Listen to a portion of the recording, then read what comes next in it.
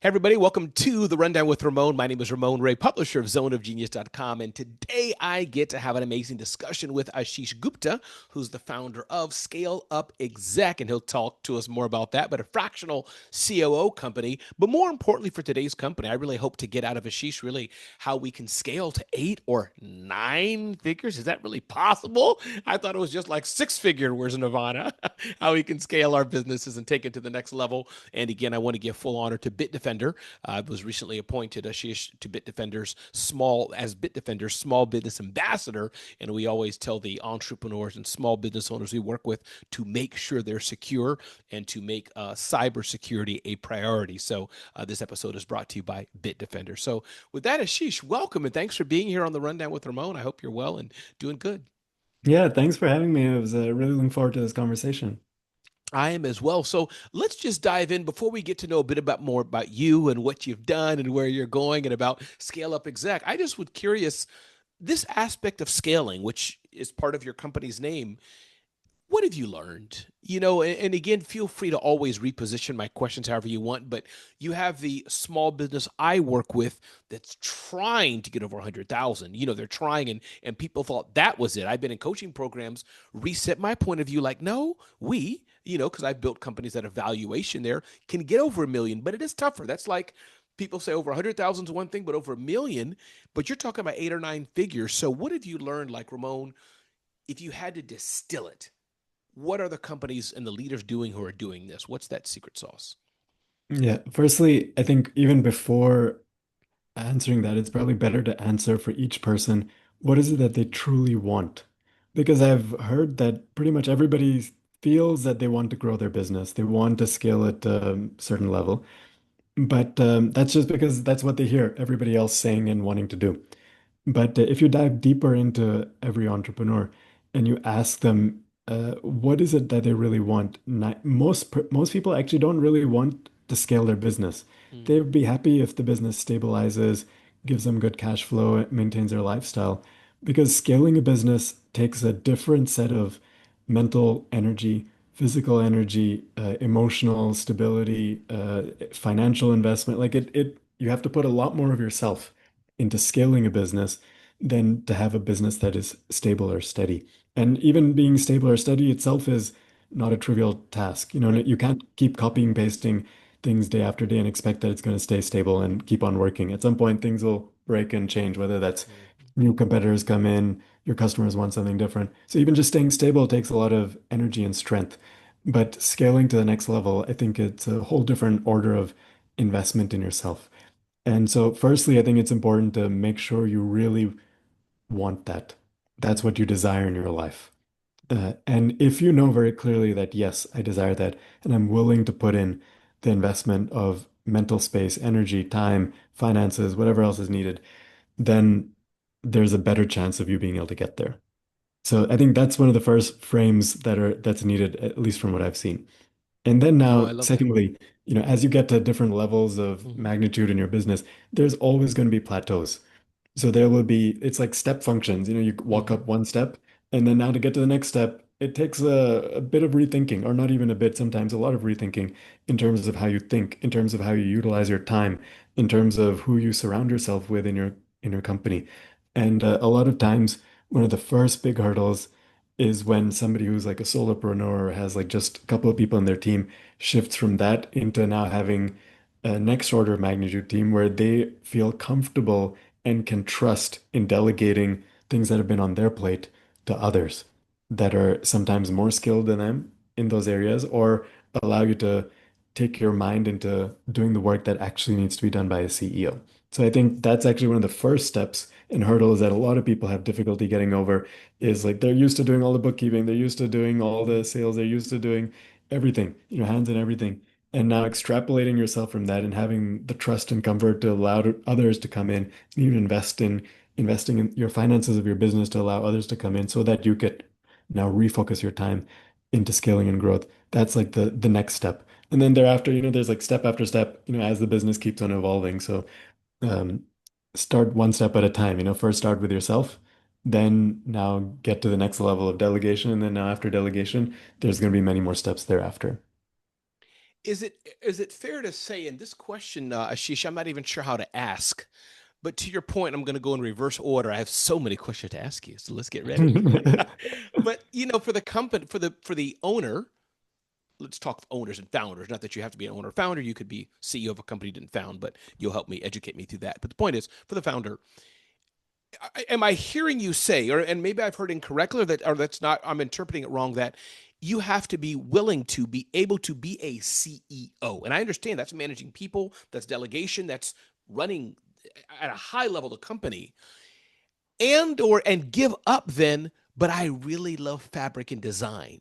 Can you talk about that shift, if there is a shift between when you want to go scaling, when you want to nine figures, eight figures, build a larger company, not 500,000, not even 3 million, do you have to give up? But I like making coffee. And you're like, no, Ashish is saying, if you want to build $1 billion valuation coffee company, you can't, you got to stop making coffee. If you get what I'm asking you, how does hmm that work? Okay. It's actually a really good question. I think, firstly, if you think about fulfillment in life, Okay. I feel that that's more important than the money that you eventually end up making or working Mm-hmm. towards. So let's say you get deep fulfillment making coffee. Mm-hmm. And that's what really, if you do that every day, you're going to feel satisfied. Mm-hmm. Then I think that's more valuable for you than extrapolating yourself off out of that and, not ha you actually might feel demotivated or Right. de-energized if Mm-hmm. you're not getting to do the things that you really value and truly treasure and you feel contentment from. So that means it's actually possible for you to be CEO and do the things that you want. But then in that case, you have to reorder the type of work that you do and don't do and bring in other people that can fill in all the I like gaps. this. I Yeah. like So this. let's say if you really want to make coffee all day Mhm. and you still want to run this And or business. part of it, just to be clear. Not all Yeah, day. I'll give you a yeah. better scenario, but you don't want to be, and thanks for letting me interrupt you, but you don't want to be valuations flying around, talking to funders and investors and just being in meetings behind a glass door all day. You start, you do want to be able to do whatever you like for part of it because you have to lead. So I'll give you a kind of a better scenario just so you know what I meant. So go from there. Finish what you're going to say. Now, what do you do? But I still want to. I like design. I want to make coffee, or I want to touch the horses, or whatever it is you love doing. So what I'm hearing you say before I cut you off, you don't have to give it up. But now, what do you have to do to scale that company? What do you have to do then? Yeah. So firstly, you should figure out what are the gaps that are now missing in Okay. the business because I'm doing the things that I want to do. And Mm-hmm. it's not necessary for an owner to be a CEO. So let's say if your skills are really on the hands-on work Mm-hmm. of, design or whatever else, and Mm-hmm. that's what really gives you passion, but that's not CEO level work. If you realize that that is not CEO level work, it's okay. You can bring on a CEO and you can do the work that you really are passionate about doing and make sure that you get the right CEO who has the right skill sets to help take the business to the right level and you're willing to make that investment. It's rare for people to be able to do everything that they want at CEO level, Mm-hmm. actually. Sometimes you end up often having to do things that either may not give you passion or may not be your unique skill set. And that's okay. You can do something else. You don't have to be CEO, assuming the business can afford that. If Mm-hmm. the business can't afford that, then you may actually, for at least for some time, have to spend some of your time in the things that may not give you energy, but then you Mm-hmm. see how do I carve out the right space so I can do some of the things that give me energy. And that's like in every job, even if you're not a CEO, you're just an individual contributor in a company. Mm-hmm. There's going to be work that you do that is going to be driving your passions, and there's going to be work that you do that won't. That's for everything in life. Even in a relationship, you have a beautiful Mm-hmm. partner relationship, but there may be some things that you really like doing with them Absolutely. and some things you don't. Like maybe they love going to the movies and you Yeah. don't love going to the movies, but you still go, Uh, Exactly. so that's okay. That's part of life. There's always going to be some things that don't fully give you energy, but you need to do them because that's what moves the business forward. Mm-hmm. And maybe eventually you'll be able to get to the point where, okay, I've gotten to a space where, and this happens all the time in, let's say in Silicon Valley, where you are right now visiting, you'll see a lot of tech companies where there's founders that have taken the business to a certain level by doing the things Mm-hmm. that they're passionate about and good at. And then they realize that, okay, for me to get to the next level, I'm not the right person to be leading this business. And that's okay. I'm going to shift into, let's say, an advisor role. I'm going to shift into a creative role, or I'm going to shift into an execution role, and I'm going to bring in the right talent. And I'm still going to be able to keep much of my ownership, but I'm going to bring the right talent and motivate them with the right ownership in the company and make sure that they have the right skills to take the company to the next level. I love that. Is it fair to say then building an, let's focus on eight-figure business, even maybe, and again, feel free to correct me anytime, even a high seven-figure business, that the owner or founder should have some business acumen, whether you're going to have to go through patches of the financing you need, hiring properly, partnerships, some things, as you said, kind of, you're going to have to get right to a degree before then you can afford to hire a CEO to maybe take it to nine figures and more. Is that about right, or am I missing something? Feel free to, edit that. But is that a fair assumption, or how would you say it? Well, to grow a business, you will need to have business sense at some point, and there can be various levels of business sense Mm-hmm. that you can have. But if you're very honest with yourself and taking inventory of what you do have skills in and Mm-hmm. what you are interested in, then you can find the right people to fill in the gaps. I think that's very important. It's often Okay. many people feel like they're stuck that, oh, I only have so much knowledge or skill set, or maybe I'm really good at selling, but I'm really not good at managing team members. Uh, that's okay. You can find somebody who's really good at managing and you can focus on sales. So a CEO's role typically has vision and strategy in it. Mm-hmm. Mm-hmm. Uh, but if that's not really your core skill set, that's okay. You can redefine your CEO role, but you have to make sure that somebody else who you can trust and who has skills in that can manage strategy and vision. So, yeah, you can define a CEO role as you want, but pretty much most of the time you will need some level of business acumen. And for all the gaps, it's you can bring in people who can fill in those gaps. There's lots of good people all around the world that would be happy to work with you if you're able to convince them to be there with your journey.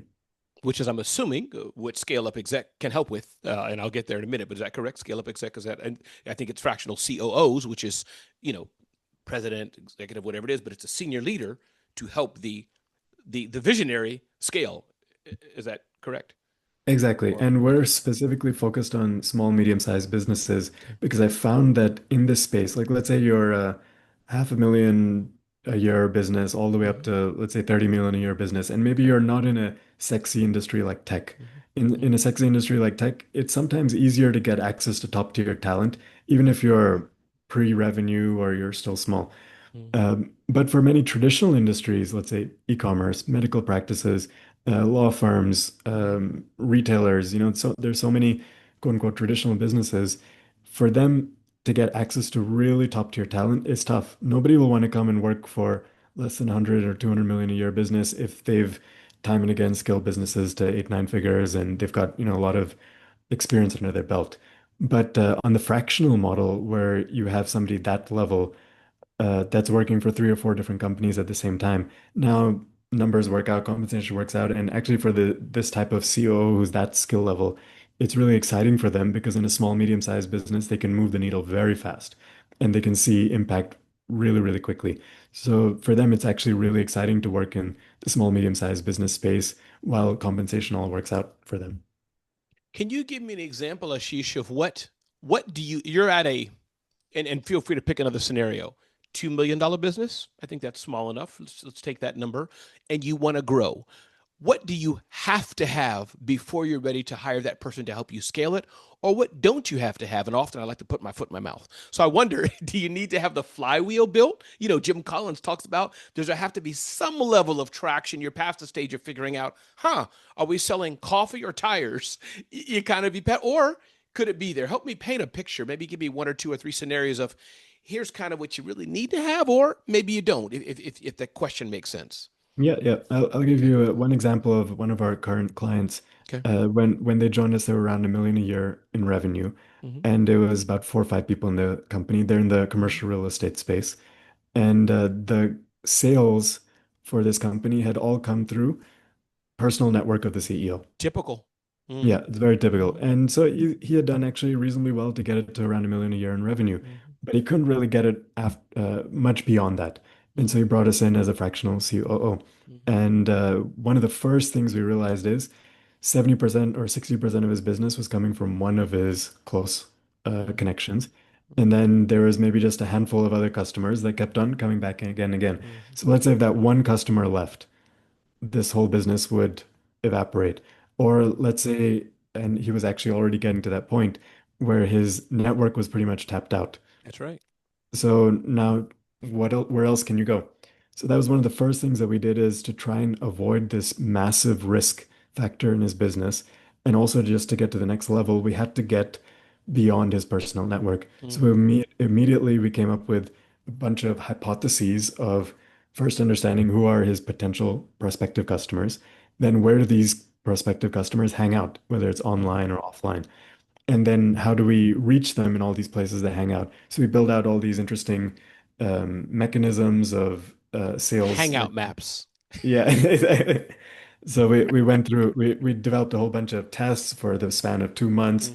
across four different channels. We saw that one of those channels was working better, so then we doubled down, invested in that, and then within 3, 4 months, his whole sales pipeline doubled, and he got away from his press like that limited network that he had, and he also was able to get away from that huge risk factor that he had in his business. So, that's an example of where you have to first identify what the problem is. In this case, it was his sales pool was really slim. Hmm. And so we had to very quickly work on that. Then once that sales pipeline was in good place, now he was ready to scale to the next level. So now it required diving into his team and making sure all the right team members were in place, all the right seats were filled, and each of the team members were really motivated and skilled and felt like they knew where they were going and what direction the company was going in. So putting in all the right goals and then the KPIs and accountability mechanisms, building a real deep culture across the company. So, like now it was all the internal stuff, Hmm. fixing that and making it a well-oiled machine. And then after that, progress to the next set of things. So it all depends on understanding and taking account of what are the biggest gaps right now that we can try and solve that, and then you move on to the next gap. I love that. Using this company as an example and or those like it, where does financing come in, if at all? We get help, we want to scale. It's like, well, you need two salespeople in your team. Okay, we got to hire them at least for X amount. Or is that where fractional comes in as well there? Or, it looks like you were doing all the marketing yourself. Good job. You got to 1 million a year, all the marketing yourself. Now we need a real marketer so you can do something else or scale it. Where does financing come in? And maybe, Ashish, maybe their financing doesn't always have to come in, meaning money has to come into play somewhere, but maybe you Yeah. can grow smaller than I think. But I would think that, man, like in that case, okay, we got to hire three salespeople for 60,000 a year and whatever, 100,000 a year. How does that work, financing for these kind of expansion plans? Yeah, I also don't like a one size fits all answer to everything. I like to True understand point. a specific scenario. So going back to the same example, it was actually kind of interesting. All of their team, they had like 5, 6 people in their team. Mm-hmm. They were all based in Florida Mm-hmm. and all in office. Expensive people, and smart and expensive people. Mm-hmm. And when I dive deep into the type of work that each of these team members were doing, most of the work they were doing was actually not requiring their level of skill set. Mm-hmm. And so we're paying 80K, 100K, 120K a year salaries to all these people. And in order for us to grow to the next level, we had to bring on more folks. So are we going to we didn't have that kind of cash to Mm-hmm. bring on US folks. So actually, we bit by bit reoriented the whole team, offshored the team. Actually, now there's only a couple of folks. In fact, some of the folks have even shifted to other countries, but Mm-hmm. we ended up offshoring much of the talent, at least the low value work. And Mm-hmm. the folks that were there were now shifted to doing much more higher value work. And then so we did a whole bunch of hiring in Latin America, and now the salaries instead of being 10, 15K a month. They were now Mm-hmm. 15, 1600 a month. Absolutely. And they were doing really good. People in Latin America, if you hire the right people, Mm-hmm. they're very motivated. They're actually very grateful to be able to work in a US company. And they came with a lot of skills. So that actually was like a alternate way of financing, where now we've saved a whole bunch of cash from swapping out our team to offshore team members. And actually, even some of the US team members were not performing well at all. So we had to make some tough decisions there as well. And we're paying them US salaries and Mm-hmm. their performance was weak. So this whole rejig that ended up happening ended up creating a lot more cash that we could now redeploy into growth. I love that. Does Scale Up Exec have a, notwithstanding one size does not fit all for sure, scenarios matter, but do you have any sort of blueprint that you look at, Ashish, you or your team, or however you're going into a company? And maybe I'll ask it two ways. You're already in the company. is there a blueprint you look at, and or before you even work with, is there some blueprint? I'm asking that, and again, thank you for letting me ask you 10 questions in one breath. But I'm asking that moving towards meeting that we can learn. Like, okay, I want to scale. I actually said, look at these four things. Any of that kind of makes sense talking about Yeah. blueprints or templates or please. Yeah, first thing is actually going back to one of my first points, which Mm, is really trying to unravel what the founder or CEO mm, wants. What are their goals? And do they truly mean it when they say it? They're not just like on the surface level they're saying it, but really diving deep into the whys. Like what is it that they want and why they want it? Like for mm, example, if they're 1 million a year revenue and they say, I just want to get to 2 million. Why is two the right number? Will they be mm. satisfied when they get to two? Or is 1.5 okay? Or is Why five not actually what they 1.3 for really that want? matter? Yeah, exactly. So Yeah. really trying to uncover what it is. So once you get that clarity, and even the CEO or the founder, they realize that, oh yeah, that's actually what I want. Mm, And now once everybody's on the same page, it becomes much easier to now chart the path. So what we do is we usually do like a gap analysis. So once mm, we're really clear on where we want to get to, the future state, then we'll do a deep dive into the current state. And that means top line, so revenue, what are our sales channels, customer concentration, what are our marketing paths looking like? How is our revenue tracking over the last X period of time? So we'll look at all the top line stuff. Then we'll look at all the bottom line stuff. Where is our money going? What are our margins looking like? Are we spending money on the right things? And all the investments that we made, are they bringing the type of results that we've been expecting or not? And then the third thing we look at is our team, culture, systems, processes. So that's like all the stuff in between. So is our team skilled? Are they just copy pasting month over month, or are they able to think with innovation and growth? Do we have a strong culture in place? Do we have good systems in place? Or are we doing a whole bunch of manual things that could actually be made semi-automated? So we look at, all this middle set of stuff of team systems, processes. And then from all of this, top line, bottom line, and all the middle stuff, we'll figure out all the gaps mm. that we have right now that if they're fixed will help us get to our future state. So that's what I kind of think of as a gap analysis. I love that. And can you tell me, Ashish, I wanted to ask you this earlier. I should have asked it much earlier in our conversation, but what are some of the reasons that people say they want to scale or grow? I can make up some, but I want to put words in your mouth. So wait. And I got this from Lamar Tyler, my coach. He's with Traffic Sales and Profit. And he said that one executive said, I'm fine, or I've have the money I want, and that money could be anything. I'm paying myself 200,000 a year. I'm paying myself 50,000 a year, whatever the number may be. And Lamar said, your vision's not big enough. That's why you feel fine. So that's just a side note. I was like, wow. He's like, if you're fine, it's because you haven't anything's piqued your interest. So that's just a side note I wanted to bring you. But my question to you is, what are some of the reasons that you hear, especially from those who mean it? Is there one or two, or is there a number? What have you heard that people are saying here? Well, you know what, Ashish? Here's why I want to go from 3 million to 30 million. Here's why I want to go from 5 million to 70 million, or whatever that number is. Yeah, I think, and by the way, it's not always number that we're looking at, where they want to get to. I love Sometimes that. people want to get to, actually, a lot of the people that we work with, they often feel that I'm way too involved day to day. I'm working X number of Mm, hours, and my goal is to get to 30 hours a week. Or mm, some people, they say, you know what, I want to really shift into an advisory role and not be involved day to day. So that means I want to have the right leadership team in place and that can execute without me being there hands-on.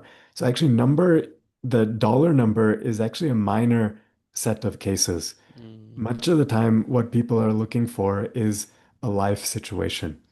And that's what we try and uncover actually, because a number you can't really correlate so well to, Right. "Oh, if I have 2 million, that means I can buy two cars and three houses, whatever." Very few people actually think that way, which is good, I think. Hmm, hmm. Very few people think in terms of exact dollar number, but they think more in terms of life situation, or at least that's what That's we a good try and point. guide them to. You're right. So, like for example, many people have just had, or like in the case of your daughter, has just had Hmm, a new addition to their family, and that all of a sudden changes their whole priorities in life. hmm, Now their desire or interest to the type of things that they're going to do in their business or what they want to achieve in their business is very different than what it was hmm. previously. And so now they have a new situation that they want to get to in their business. So these are actually the things that we try and uncover, less so about the dollar number. The dollar number ends up being often a byproduct of the life situation that they You want. work So backwards. Yeah, exactly. So yeah, let's yeah. say if you do want to get into an advisory role, that means now I need a good leadership team in place Hmm. that has X kind of qualities or skill sets. So that means in order for me to afford that, I need to have X amount of revenue and a certain amount of profit. So now I'll actually be able to afford that. So now we actually work backwards into that number. I love that. And I'm curious, well, in that case, that's good. So that's one, is that usually it's a, you already answered that. Usually most of it, it's, hey, I'm doing this and I want to pull back or do some other things, whatever it is. Is there anything else you're hearing? And again, I'll bias you, like what some people have said is, I want to make a bigger impact. And they genuinely mean that, meaning I built a $3 million real estate business or 5 million. And really, I would love to, do a mini version of Oprah and buy some more housing for girls in Tanzania or whatever the dream is. Do you hear anything like that as well? Or maybe that goes back to the time. Usually there's something else, even if you dig deeper, part of the time. They want to spend more money with their kids or travel the world or whatever. There's something triggering the time talk. Yeah, yeah. Well, for many people, it was that, okay, I was in a certain salary range before Mm, and in when I was in my corporate career, and by now I would have gotten to X point, and my business should be allowing me to get to at least that. And so some people have a reference point of past career right. trajectories. Other people, like one of our clients, his dad was a school bus driver. His mom had, it was just his dad and mom that had very little Mm, money when he grew up. He was living in a impoverished area. And so he was just so driven from mm, very early age to try and break out of this whole mold and he was the first person to go to college in his whole family. And so he felt like it's his duty, as being a torchbearer for his whole family mm, to get them out of the situation that they've for generations been in. And so for him, that was his driving passion was, can I lift up? And so then I can give back to the rest of my family and even show the next generation of my family that, oh, this is possible. So, that's another, everybody has different motivations. So yeah, it can impact greatly where they eventually want to get to and what kind of passion they can bring into their business. I love this. I should have asked a little bit more about you earlier in the discussion, but can you talk a bit about yourself personally, whatever you wish to share, and then your bio? Of course, don't read it. Of course, I'll share with the readers about it. But where you've come from, what you've been, talk about that, and then remind me if I forget, Ashish. I want to talk about Scale Up, more about the company and who you serve and what you do. You've already given us that already, but I want to dive into particularly that. But about yourself, talk a little about what you've been, where you've been, and why you're here today, because I think you're amazing. So I know you're No, thank in front of me, you. but you tell people a little bit about your background, please. Yeah, yeah. So I've been in tech most of my career. Previously, when I was soon out of college, my friend and I had the chance to start a wireless company, and it You was, I don't went know if you've big. seen. Well, when we started off, it didn't think ex well, it was kind of funny when we started off. We had like it was one of those starting in a garage type stories, Yeah, yeah. We had this really cool idea where I don't know if you've seen now in cell phones, there's wireless charging in Hmm. most cell phones. So we actually worked on that early technology for Nice. that. Okay. And so I remember we had no money at the beginning, and we were able to rent a small little office in an incubator. Mm, And on the wall we put, "We will be worth $10 billion in 5 years." But then mm, we didn't have enough room money for an apartment, so we used to at nighttime, without letting anybody know, we hmm. used to just sleep in the office. Of course. Yeah. And so we had like these pull-out mattresses that once all the team members had left, then we'd pull Hmm. out the mattress and just sleep in the office. And we had this They would say, this "When are you guys going mindset. home?" "Oh no, we got some client calls at 11 o'clock tonight." Yeah. "Don't worry." "Oh, you don't finish that sushi? Just leave it in the fridge. We'll take care of it." Yeah, it was actually really interesting. It's a very fond set of memories that I had from those Nice. years because that's like when you're young, you feel like you can do anything. But anyway, so that business actually ended up doing quite interestingly well. We came up with a nice technology, then started selling it, and then started generating revenue, and then Nice. eventually the business was acquired by a Fortune 500 Qualcomm out of San Diego. Congratulations. Can you talk And about the exit valuation or to give us any numbers? I would love to be impressed. Can you oh talk yeah, about it? it's a eight-figure exit. Good for And you. Good for you. yeah, and then after that, I was at Apple in senior management, Hmm. and I was managing a $2 billion a year budget in the Hmm. iPhone operations team, Okay. manufacturing, supply chain, and I was there about 5 years. Eventually, I had the entrepreneurial bug again. I quit Apple, and I personally acquired a distressed e-commerce business, and Nice. spent 4 or 5 years in turning that company around. And it was very painful, but way more difficult than the things I'd done in the past. And everything from the team, the culture, the sales channels, and eventually it did turn around. It was acquired in 2023, and after that, I had the chance to help. Congratulations. I just want to pause on that. I mean, many people have done it, but I'm talking to you. I want to appreciate you. Oh, There's thank one, you. there's many, you're welcome. One, there's many paths to entrepreneurship. You don't have to have a new idea. You can buy a business. Cody Sanchez, you may know the name. She talks about that. Buy a business. You don't have to dream up one. There's tons of ideas out there. Buy them, make them better. So kudos to you. It's for going on the journey, the 4-year journey, and making it better, and then exiting. I think you said that. So Yeah. kudos to you. I just wanted to pause on that. Please continue. Yeah. No, thank you. Yeah. After that, I had the chance to help a couple of small, medium-sized businesses where their founders were stuck. The revenues had plateaued, the teams were burnt out, and I joined as Mm-hmm. fractional COO. And within 3, 4 months, was able to retool the businesses, and their revenues grew 30, 40% in 3 months. But then, more importantly, their team was no longer burnt out. They felt refreshed, revitalized, and so they were able to continue that trajectory thereafter. Eventually, I had more engagements than I could handle myself as a fractional COO, and that's when Nice. I started Scale Up Exec. So it's a small team right now, but these are Mm-hmm. the gems of COOs that I've come across after having Mm-hmm. interviewed and met hundreds of CEOs through the years. So really, really skilled people that have all scaled businesses from 0 to 8, 9 figures, gotten many of them to exits, and they just have time and again proven their skill. And we're working now with a bunch of companies, over 20 companies in all kinds of different industries, mostly traditional industries. So a few of them are tech, but most of them are not tech. And Mm-hmm. we're helping them. We're helping many with turnaround situations. We're helping many that are already scaling, and now the cracks are starting to show up in the company. So Mm-hmm. we're helping them, become well-oiled machines. And then there's many that are plateaued, many businesses that just are stuck and not able to get to the next level. So we help unlock the next level of growth. I love that. Curious, with scale up exec, and if every deal is different, that's fine. But I assume there's some sort of fee involved. Is it sliding scale? Do you take a share of the businesses? Talk about some of the details, whatever you can. How does that work for a? Yeah. I was going to say typical deal. There's no typical deal. So just talk about how scale up works to work Yeah, with you. well, every fractional COO might be doing things differently, Okay. but I really try and keep it as simple as possible. So we have a 1 hour a day, 2 hours a day, 3 hours a day, 4 hour a day plans, depending Nice. on what level of engagement is needed. No equity, it's just a flat monthly retainer. The 1 hour a day plans, they start at in the 5K a month range. Mm-hmm. And yeah, so it's very straightforward. And my whole intent is that I actually want to support the growth of small businesses and to make it very easy for almost like a SaaS, except you're getting Mm. a exec as a service or something. So it's a monthly subscription, and you get access to the type of talent that typically this scale of business would never be able to have. And in 1 hour a day, when you have somebody that's so skilled, the type of impact that they bring is just night and day versus somebody who's average skill set working full time. Mm-hmm. Mm-hmm. So our engagements have had tremendous turnarounds, and like every engagement has had multiples of return versus the investment in us.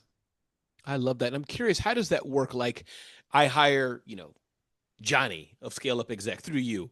Now, is Johnny like on day two sending emails saying, "Hey, the cleaners shouldn't be cleaning this way," and or like how does that work? Like I'm the president, I've been, but I've hired Scale Up Exec, and again, I know everything's different, but just give me a fun scenario, humor me. Like after I get on board and understand the company, I have an email address.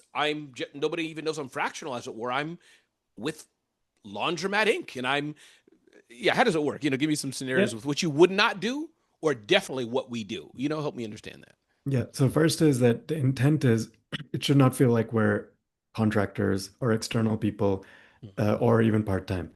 So we've designed all of our engagements that it feels like we're embedded 100% in the company, and even the way we think and blend in with the culture of the company, you'll feel like we're really there, just like a CEO, a full-time CEO would be. So Mm-hmm. that's number one. Second is that we even outside of bulk hours, people like we're communicating all the time. So we have Mm-hmm. like unlimited communication even outside of the bulk hours every day. Mm-hmm. So we're there. We're always there, and we meet every day in the company. So it's not just we're in for a day of the week and then we're gone for the next 4 days. We're actually there every day. And I'm very clear that we're not like a coach or an advisor. Mm-hmm. I've had coaches and advisors in the past, and they're great. They help me to a Mm-hmm. certain level, Mm-hmm. but every time I'd met them, I realized that my to-do list just got longer and longer. and I never got the chance to actually execute on everything that they said. And I may not have had the skills at that time to execute on everything they said. So a CEO is a bit different, where not only do we work on strategy, but then we actually roll up our sleeves and execute on that. Got it. So, for example, like give me now. I understand the strategy part. Ashish is working with Ramon. Hey, Ramon, we uncover the stuff that we've talked about in this whole interview, right? We've covered this. We need to hire three more salespeople, or no, your team is good. Whatever that got that. And then do I do that? Then do I eventually say, hey, Marvin, just so you know, we realize you're underperforming, and I'm gonna have to let you go? Or does the CEO do that? Give me a few. Like, what stuff do you do as if Yeah, you were my COO? yeah, we can do everything as relevant Okay. to a context. So for reference, one of the companies that we've been working with, their construction business, like 20 Mm-hmm. million a year. Mm-hmm. And they were in a deep turnaround situation where they were on the verge of bankruptcy before we joined. And they were losing 350K a month for the 18 months prior to us joining. And they had a full-time COO in place who wasn't able to help them navigate. So we joined on fractionally. It wasn't our intent, but the CEO saw the type of value we were bringing within 3 weeks, asked, could we bump up to 4 hours a day? Mm-hmm. And she let go of her full-time COO. And within 3 months, we got them to net zero and for month four profitable. This is after 18 months of struggling and being on the verge of bankruptcy. But part of that, it required a lot of tough decisions. They had a lot of team members that were not the right fit. It was like 150 people in the company. Mm-hmm. So they had Mm-hmm. a lot of people that were doing low value work or not the right fit. And but many of them had personal connections with the CEO. Sure. Like they were friends of friends Right. or friends of family or whatever else. So she didn't have, and she could never process Yeah. of her letting go of people. And so we actually did the dirty work there, quote unquote, or the Yeah, necessary I get work. it. Yeah, that's good. Yeah, I Yeah. get it. So, Mm-hmm. and that's what started making the difference for the business, as Yeah. well as then, of course, we did everything like very strategically. So we Sure. really understood, put in the right KPIs, metrics, Mm-hmm. and scorecards to understand what was working, not working, and then the things that weren't working, we fixed them. And some of that required downsizing the team in very specific areas. I love it. Ashish, anything I didn't ask you? Again, everybody, we're talking to Ashish Gupta of Scale Up Exec. You've heard this discussion. Anything I didn't ask you? Anything you wanted to say before we conclude today's discussion? I hope to have you back again. Yeah, yeah. I think you asked really, really pertinent questions, and hopefully this was gives some insight to people. I think just to reiterate, one of the fundamentals, I think for any CEO or entrepreneur, and I feel like entrepreneurial journey is probably one of the most sacred journeys that one Mm-hmm. can take in life. Like the amount of self-learning and self-growth that comes through that journey is just it's hard to get that through any other path. And so I think one of the most important parts is really knowing yourself, understanding what you're good at, what you're not good at, what your weaknesses are, all the good, bad, and ugly, and being Mm-hmm. totally okay with that, accepting it, not judging it. All of us have strengths and weaknesses and things we're really not good at, and that's totally okay. So I think that's one of the first most important points in an entrepreneurial journey that I've seen to be of value is to really understand yourself and accept yourself. And then now once you get to that good foundation of understanding and acceptance, now you can bring all the right people to fill in all the gaps. So I think that's one of the most important first steps. I love that. And again, everybody, my name is Ramon Ray. We've been talking to Ashish Gupta of Scale Up Exec, scaleupexec.com. Is that correct? Yeah, Yep, exactly. scaleupexec.com. Wonderful. And my name is Ramon Ray, publisher of zoneofgenius.com. And again, big thanks to Bitdefender for helping remind us that we want your businesses to be secure. We want you to have cybersecurity as a priority. Check out bitdefender.com/Ramon, bitdefender.com/Ramon. And definitely say hi to Ashish Gupta at scaleupexec.com. Thanks so much, Ashish. Always difficult finding the stop record button. Here we go.